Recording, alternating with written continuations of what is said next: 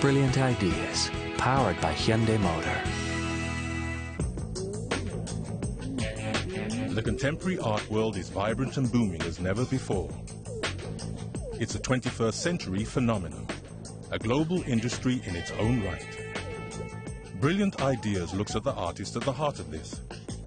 Artists with the unique power to astonish, challenge and shock. Push boundaries, ask new questions and see the world afresh. In this program, Bharti Kher. On the left,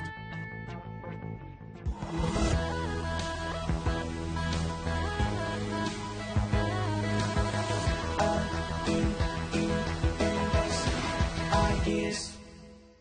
2, 3.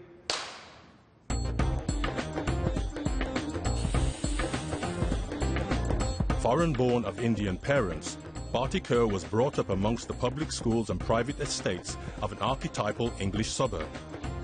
This was an upbringing that she rebelled against when, at the age of 23, she left London behind and moved her life and her heart east to join the other 16 million souls already living in India's capital, Delhi.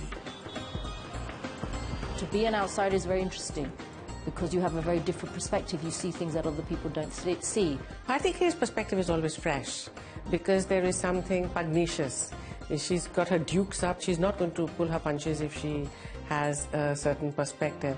Ever since her arrival, she has been wowing the art world with her ever so slightly outsider-looking in, somewhat skewed perspective on life in India and beyond.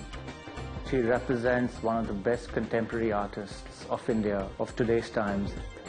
A classically trained painter, Bharti's body of work expanded to include sculptures and installations which challenge cultural and social taboos, as Bharti is only too happy to explain. There's extreme research, there's intense thought, and there's an honesty about her which percolates her work. I have some of my most interesting conversations with Bharti Kher. There's a great curiosity in that mind. I was born in 1969. My parents came to the UK in 1967. So I grew up in a place called Epsom. I went to school there. And I think, yeah, growing up in the suburbs is a uniquely British experience, isn't it? And the suburbs were uniquely white, actually. Being different teaches you a lot of resilience. It also makes you understand quite clearly what you want, who you are. And it certainly gave me a very strong resolve that I would not stay in the suburbs. My father's from the Punjab. My mother's family originally is from Pakistan. When they went to England, my mum didn't speak English. When I came to India, I didn't speak Hindi. So, you know, I sort of done the reverse of what they did. It's quite strange. I was very fortunate to have the most extraordinary art teacher at school. So he kind of opened a door for me. It was this door, it was a place of magic and alchemy and creativity, and I was absolutely convinced that I was going to do art.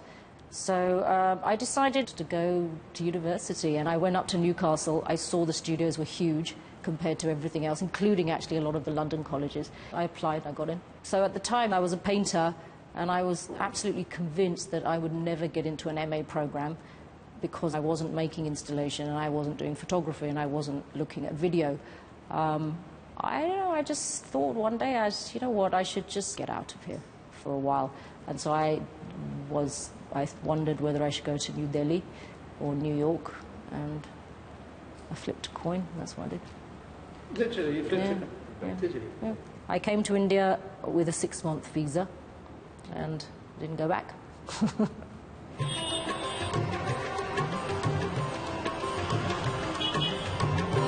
When Bharti arrived in Delhi in January 1992, she stayed with friends of the family, who set her up with a studio in the center of town. Very soon after, she met her future husband, a struggling artist then, but now probably the leading contemporary artist working in India today, Subodh Gupta. So very early into my trip in India, I met Subodh within perhaps a month or so. But you didn't speak Hindi and he didn't speak English. No. That must have been interesting. Yeah, it was. Very interesting. Through the mid-90s, Bharti became a working artist, immersing herself in the Delhi art scene. Modern Indian art has progressed in waves through anti-institutionalism. It hasn't grown in institutions, it's grown outside them. And she would have certainly been a part of it in the early 90s. She and Subodh both. She was by this time married to Gupta, and they had had the first of their 2 children. They were both starting to gain some recognition. But did they ever collaborate artistically? Subodh and I, we've never worked together. We did one project together, I don't know, 15 years ago, and decided it was not a good idea. So, yeah, our works are very different. The subjects that we deal with, the way that we create is quite different. And it's nice, we're autonomous in our own ways. So, yeah, when I came to India, then I think for about 6 years it was quite tough for me. I really had to find my way. That wasn't about being an outsider. I started to go out to the markets, and that's what I was doing. I was sort of just going out and seeing, okay, what is India? What is this country? What's it about? What are the people like? What do women do? How does it feel on the streets? These visits to the Delhi markets started to mold the way Bharti saw life and, more importantly, gave her the inspiration she needed. A lot of my very early works were about the observations that I have with just a slight strangeness, which is what my work is. So the works like Her Suit, which are the moustaches. So I did a project where I just went out and photographed men's moustaches because it seemed to be sort of exclusively Asian trait, especially in the city of Delhi. It was also about the male gaze. So I was trying to deal with my own body in many ways. How was I to deal with the feminine in specifically masculine spaces? Yeah, the body, certainly the female body, is something that I've looked at. Also, this sort of the magical reality where the work goes off into the other side, and I made the photographs, and they were the hybrids, and they were really about who are these women who are sort of part human, part animal, part mythological.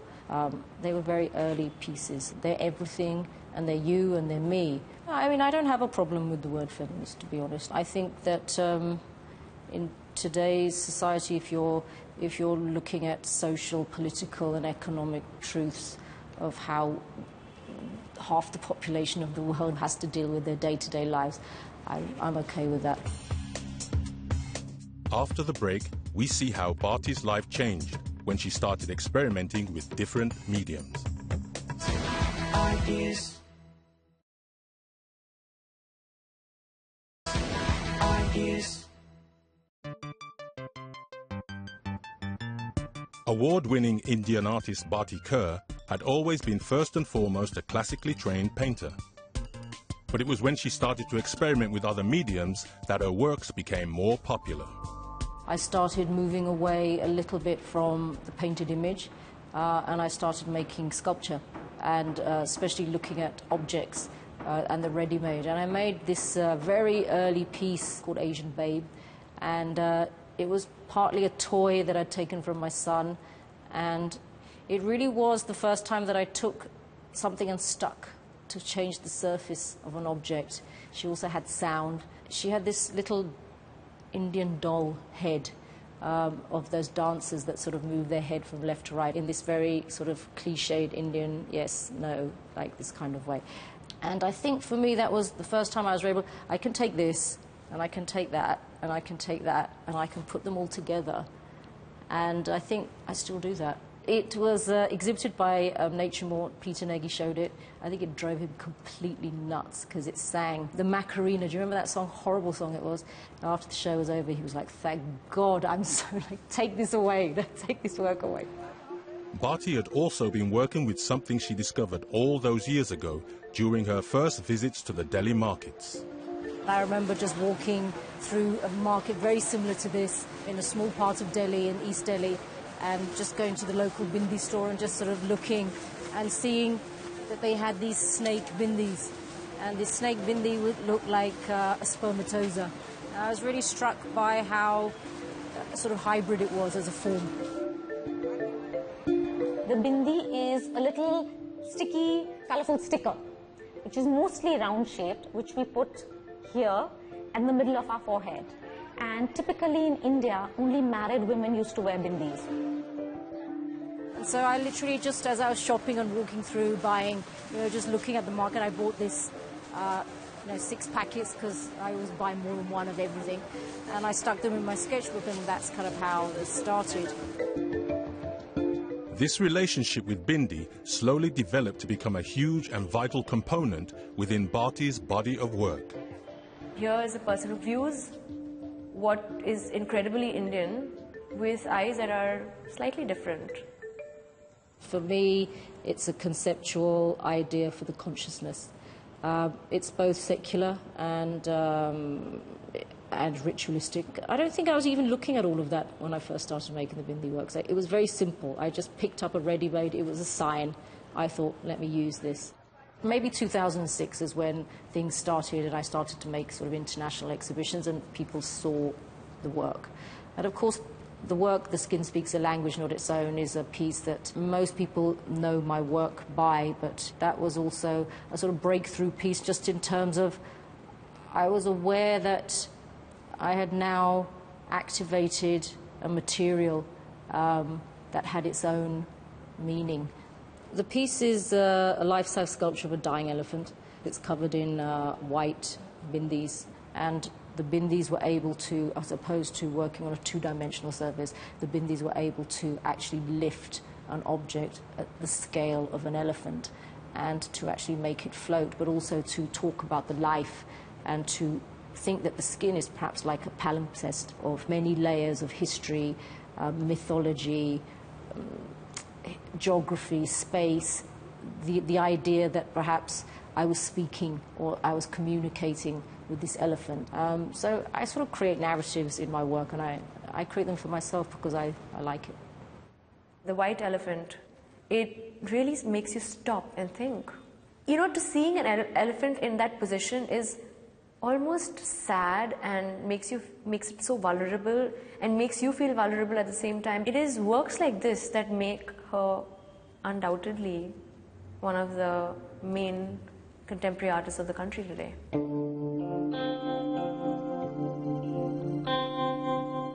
In 2015, Bharti was awarded the Chevalier des Arts for her contribution to the landscape of contemporary art.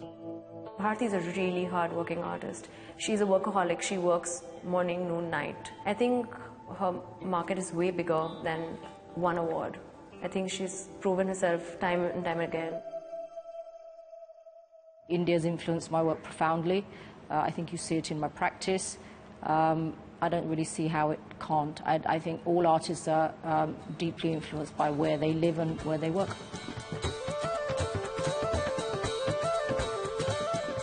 I'm a bit of a collector, so I like buying things that I think have some value, some intrinsic narrative to them. They sit for me and wait for me until I'm ready to use them. Bharti still visits the same markets that helped her get a handle on life in India 23 years ago. I think, the reason I come to markets like this is because I'm interested in the domestic space. And so I think a lot of my work goes back to the idea of the interior space. And it's something that I've referred to in my practice from the very, very beginning. And so this is why I continue to use objects that have history, that have some kind of decay, that have an element, they're visceral as well as visual. And so for me, they sort of almost do half the work for me. And then what I do is, like what all artists do, is then the transformation happens in the studio. So this is my studio. It's on 3 floors. I've been here for 5 years and really grown into the space. I love it here. The light is fantastic. This is a new project I've just started, so I'll be working on this for the next few months with all these figures and figurines. These are the sari pieces. This is an ongoing project. These are saris that have been painted and dipped with resin. I call them portraits of women, and they're all people that I know. This floor is where I sort of finish all the works and look at all my works. Downstairs is where I make the Bindi works, and the top floor is where all the fabrication of all the sculptures is done. So this is where we paint and prepare all our Bindi boards. I have a set of carpenters downstairs who make all the boards first in wood, and we cover it in a teak. And then these guys, the painters, spend about 5 to 6 days preparing the surface. The reason I do it in the studios is because then I can quality control the finish, and then I can approve things, and if they need to be redone, they get redone, basically. And this is particularly unpleasant standing here doing this. Yeah, it's not good stuff because it's car paint, so you actually should be wearing a mask. So in the studio for me is like a bit of a kitchen, actually. It's like there's lots of pots cooking at the same time. The way I approach my work is very plural and quite fluid, so I start some projects just because I want to play with the material. I start others because it's a line of inquiry. A lot of the times my work is ideas-based, so the idea is imperative to how I begin the project. The ideas generate the next ideas. So it's sort of like a lot of experimentation. What would you say your work is about? Lots of things. lots of things. I think essentially it all comes back down to the body and the engagement of the physical self in a space. So even the more abstract pieces, even the bindi pieces, even the sculptures, there's a deep concern, a genuine concern about not just the physical body, but also the journeys within the body. Bharti's work makes a statement on the state of women in the world in generally, and in specific in India. I think Bharti has two distinct forms of practice. One is the bindi works. They deeply affect the senses and they're chromatically very engaging. But the sculptural works that she likes to do are edgy and are much more disturbed. They deal with issues of eros, death. They violently displace expectation, and that's what makes them so challenging.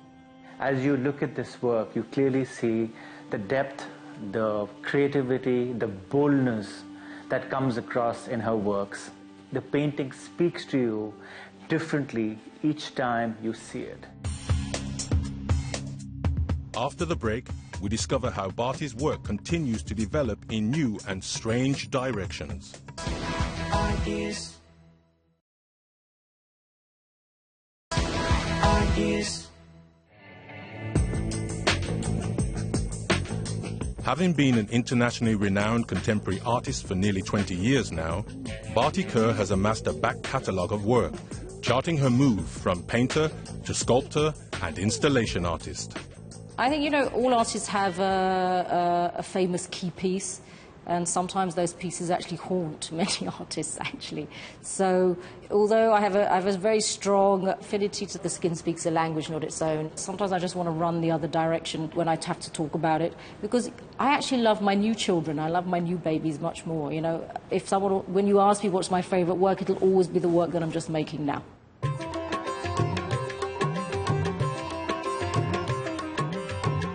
Bharti's love affair with the bindi continues to develop. So much so, she has an entire floor of her studio dedicated to it. And it's here she continues pushing her work in new directions. This is the bindi playroom, yeah. This is the place where I make all the bindi works. So, if you look at the bindi works, there's sort of a microcosm and a macrocosm to them. So the smaller works start to feel like, especially the new body of work now, they're kind of like dark matters, helic DNA sequencing. For me, the map work is really exciting. So I think that's taking the work in another direction, where I'm actually able to use a surface underneath that I don't have to create myself. Like the ready-made, again, like going back to stuff that already has its own intrinsic value. Some canvases she's able to use that round circle bindi to create moods and to create textures and colors. So it's the way that she uses that one form, which is a sticky bindi, and create something that's so extraordinary and appealing. Many times people come up and tell us, oh, but isn't it too repetitive? It's like saying, isn't Kusama's dots very repetitive? Or isn't Murakami very repetitive? Or Jeff Koons or Damien Hirst or even Rothko? I haven't really seen a very different Rothko one from the other. It is what it is. They spend lifetimes researching and understanding that material and using it as expression.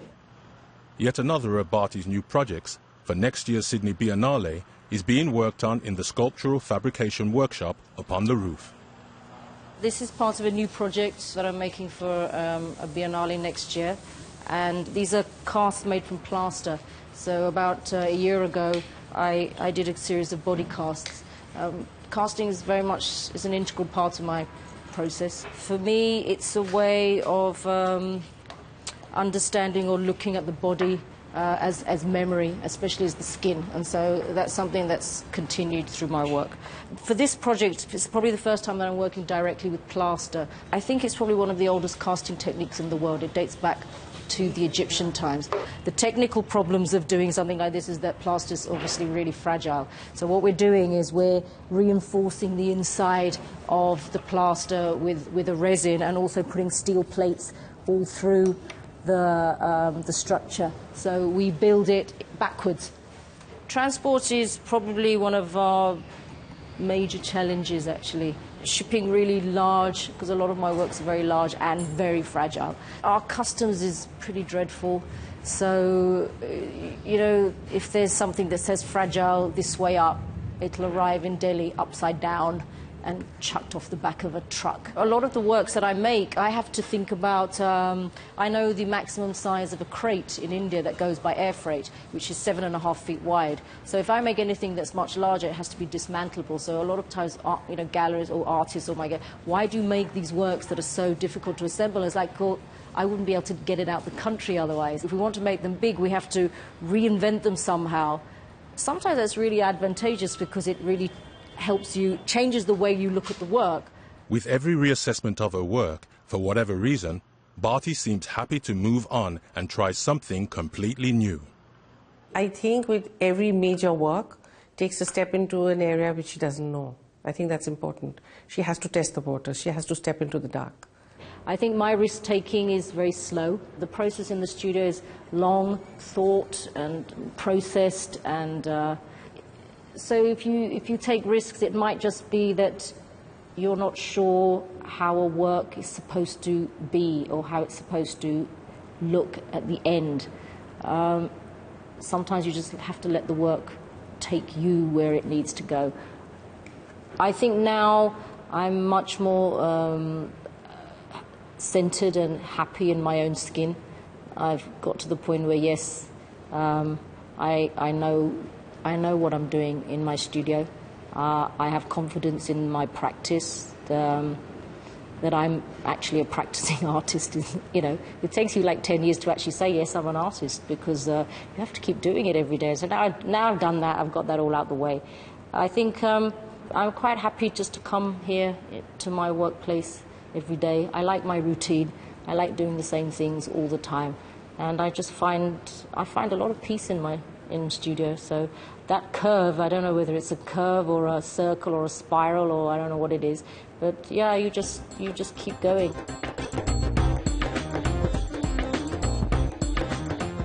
She's creative, she's smart, she's dynamic, and I'm quite sure her best is yet to come.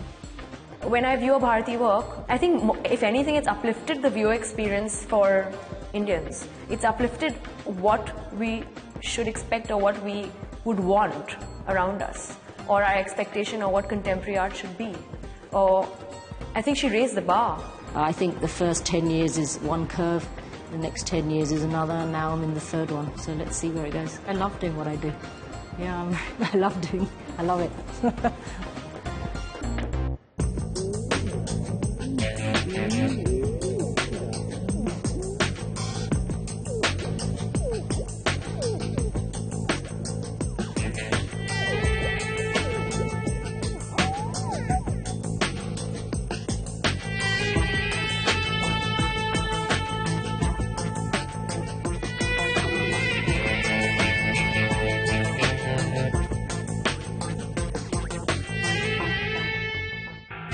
Brilliant ideas, powered by Hyundai Motor.